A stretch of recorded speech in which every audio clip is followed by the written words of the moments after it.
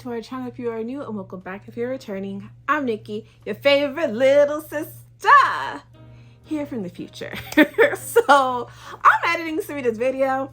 This heifer did not introduce it. She did introduce herself. She just started yapping. Okay, I've come to realize she expected me to do it. However, I've already read this book and vlogged reading it. Shameless plug, the video's right here. So you can get all my thoughts there.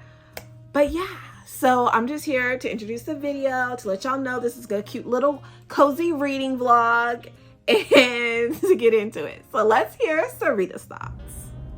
Hey friends, so I don't know what in the world possessed me to start this story the last 2 hours of my day. But I was like, you know what? I want to listen to something different.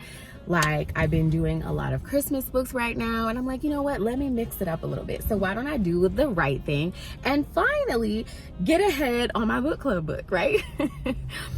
So I hit play. And I'm like, okay, you know, I like Talia Hibbert. I like that her books normally take place in England. So I love the accents that the narrators do. Or I don't know if the narrators naturally have an accent or if it's just what they do for the story, but I really like it. I always enjoy it, right? And this narrator is really good. I'm like, okay, so it starts off and then it's like doing the, I guess like the author's note. So I don't know if that's like a trigger warning maybe.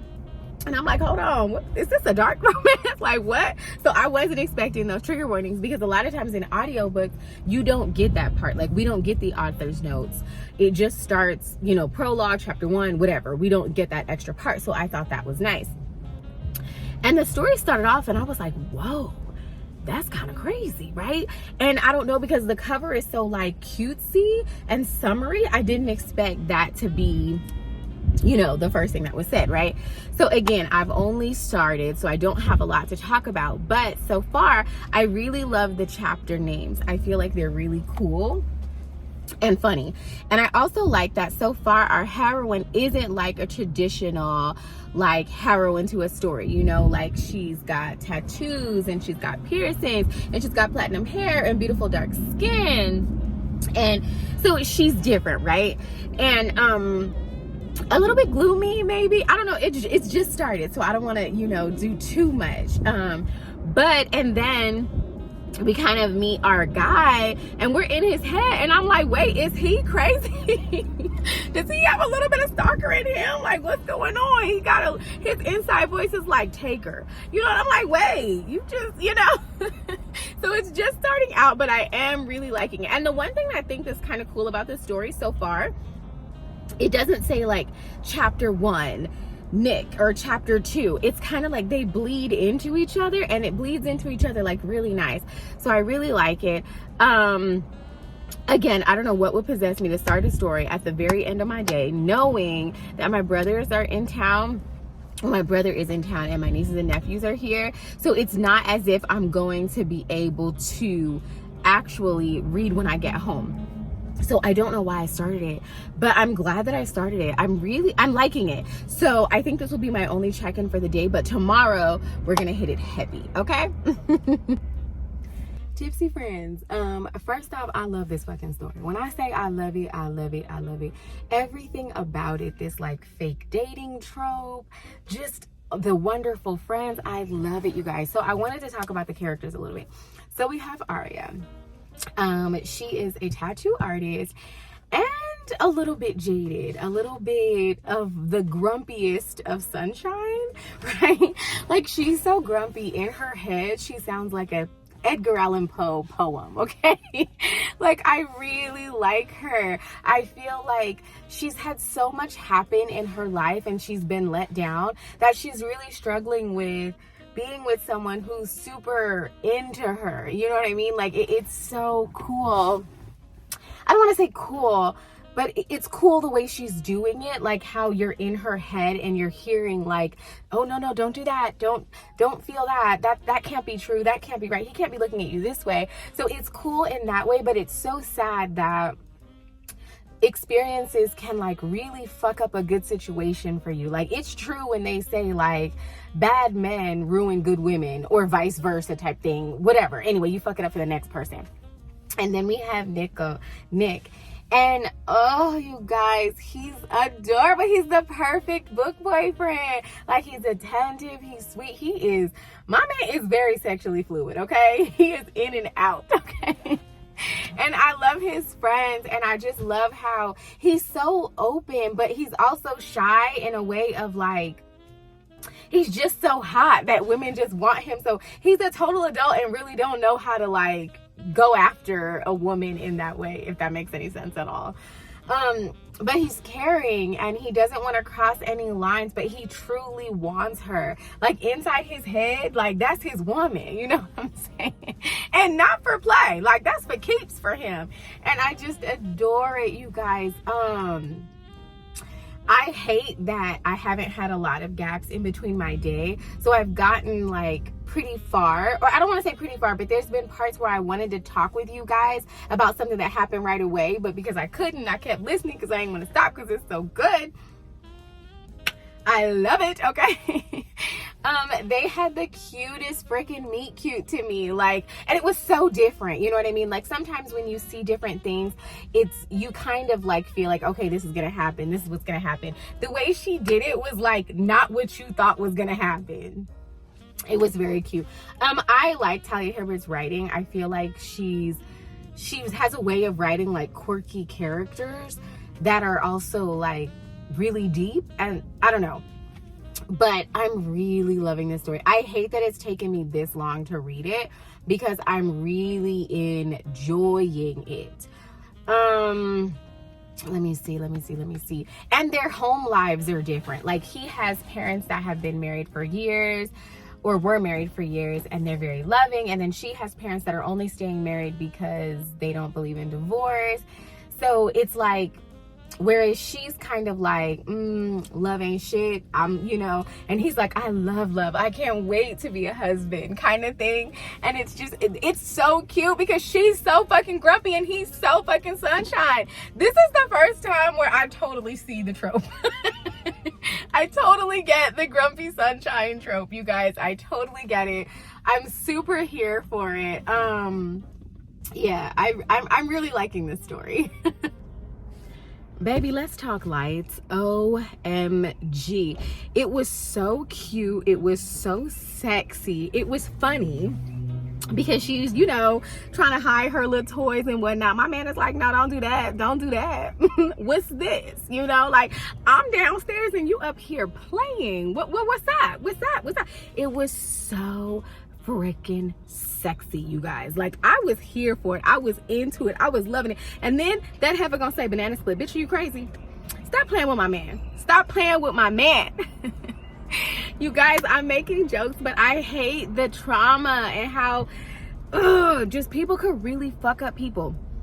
Parents fuck up your fucking kids when you neglect them and treat them badly, and fucking boyfriends, and it hurts and it sucks because it really blinds you from a good thing, and it makes you scared to take that good thing, because my man was about to give her a good fucking thing, okay?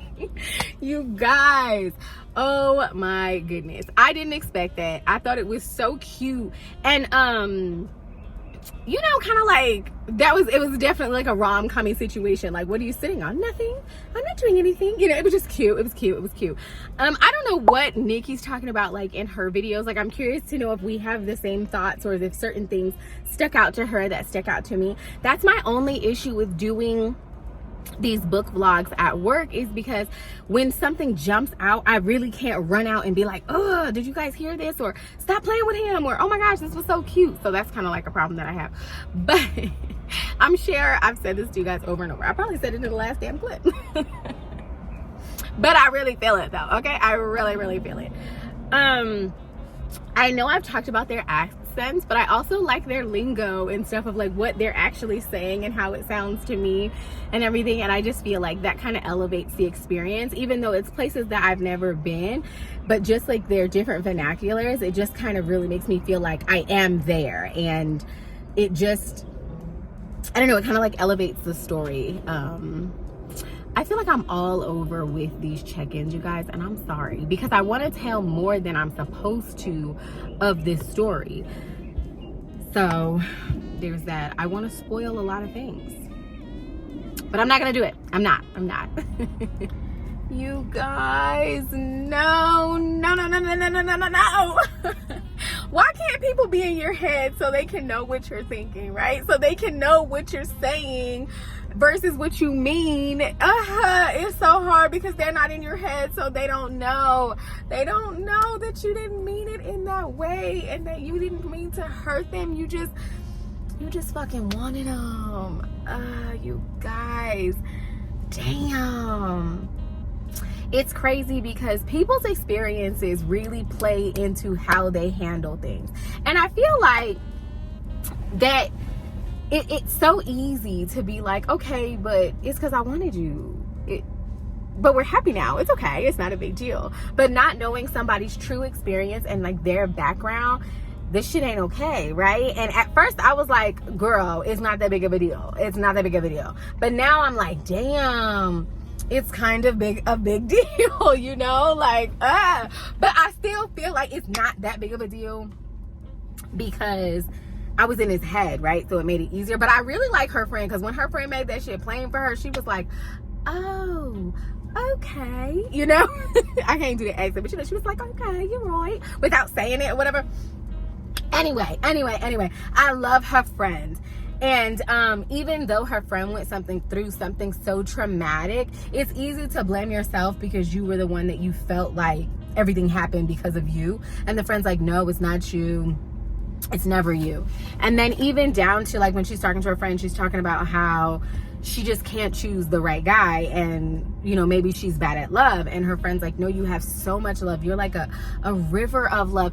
It was so sweet the way she described her friend, and not to make her feel bad and being like, you know, it's never you, it's these people taking advantage of your kind heart. I loved it. One eternity later. Tipsy friends, it is me in August. August 25th to be exact. You guys, listen, baby, when I tell you life has been life, and it has, like, stuff is just moving and I ain't been doing what I'm supposed to do, okay? I know I started this vlog like early, I was doing the right thing, but then I stopped. I just stopped doing the right thing. But I've decided I'm going to finish the last 30 minutes of this book today. It's happening today, okay? I am gonna go back at least like one chapter just so that I can make sure I remember everything and that I'm prepared and you know that I'm ready to go into the story. I was really liking it, so it's not that I didn't like it, it's just time got away because I'm like, oh, it's only 30 minutes, I'll get back to it then, I'll do it that, you know how that goes, it's only 30 minutes, baby. Listen, okay? So I am going to do the right thing and I am going to complete the last 30 minutes of the book club book. Tipsy friends, it's me a week later. Baby, I don't know what it is about me, but I just can't do what I need to do lately, and I am sorry, okay? This has been probably the longest vlog I've ever done, okay? Because I believe we started it in July and it is now September. I know. Baby, I'm sorry. You guys, we finally finished the last 30 minutes. I'm proud of us. We did it. Baby, what was holding me back? I don't know, because it was adorable. Freaking adorable. You got two little epilogues. Like, one was like a sexy, steamy one, and then one was like a super cute, mushy, gushy one. You guys, I loved it. So the sexy one was definitely sexy, okay? And it was super unexpected. It was something that as a reader, I have not experienced. I've read a lot of things because I mean, I like it nasty, okay? Everybody knows this, right? That's something you know about me.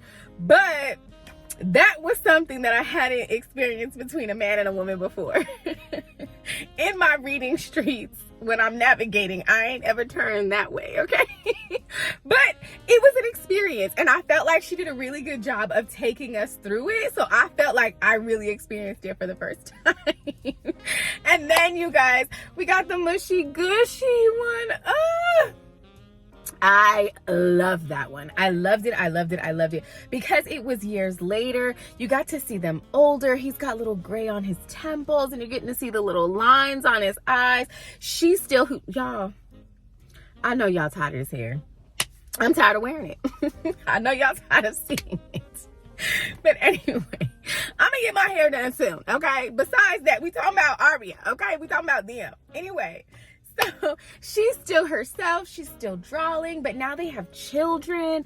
And you guys, they're exactly the same, but older. Like, she's still grumpy. He's still all in love and fun. Oh, you guys, I loved it. It was so cute. And it was so sweet. Sometimes I feel like authors miss the mark on these epilogues because the epilogue is only like 6 months later, a year later. Like, having several years later and getting to see that they're still in love and they still are who they are, it's just something different. It's just perfect. I loved it. I loved it. The narrators, top tier. They truly brought this story to life for me. I feel like they did such a good job just being.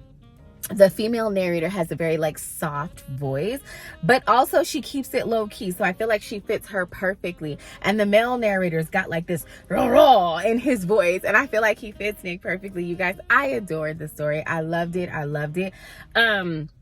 So Nikki has read this story previously and she read it for a book club. So I don't know if she's actually recording or if she has recorded.